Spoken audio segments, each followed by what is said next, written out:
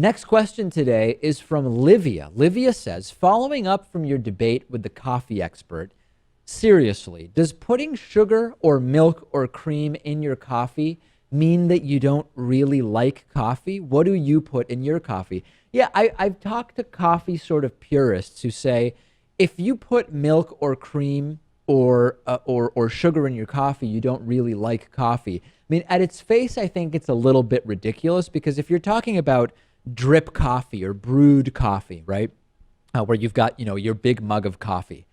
Okay, maybe you could make an argument that if you're sweetening that or putting milk in it or whatever, you don't really like the coffee taste. But there's a number of coffee drinks that by definition contain milk, like a cappuccino, for example. The cappuccino comes with milk. It's milk plus espresso.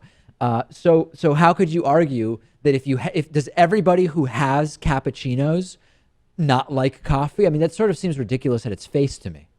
Yeah, I wouldn't agree that that's the case, because I mean, coffee still has a pretty distinct flavor, Right. but lots of people do that. Lots of people will not drink a coffee unless it's full of cream and sugar. Right. Now, if you say to me, if you get one of the 500 calorie Frappa BS whatever things at, I won't even say the name of the place, but we all know which one I'm talking about. Actually, in Massachusetts, there's a couple places I could be talking about. Do you really like coffee if you have something that is an espresso flavored iced mix combined with heavy cream, a bunch of sugars, whipped cream, and chocolate syrup? Yet you may not be a sort of a traditional coffee drinker. If you have that and then you go to an espresso or a cappuccino, we're probably talking about two drastically different types of things. You may not like coffee if when you think of drinking coffee, you're having what is essentially a mousse that would normally be a dessert at a restaurant, right? I think that's Right. fair to say. Yes, it's more like a dessert that happens to have some coffee flavoring in it at Yeah. that point. And you may not like coffee. It's like a person who orders a salad but won't eat a salad unless it's covered in bacon, crumbled cheese, and some type of extremely heavy cream-based dressing, right? Do you really like salad? Yeah. I mean, I could eat a salad with just a touch of oil and a touch of vinegar, Right. and or even just the vinegar, and enjoy it. And now that you've switched, as Lewis told us, to an olive oil soap for the shower, he uses this olive oil bar, and he'll actually take that olive oil bar out of the shower and then just like sort of use a grater to grate some of that right onto his salad because it's just olive oil, as you've told me. It's completely edible and organic.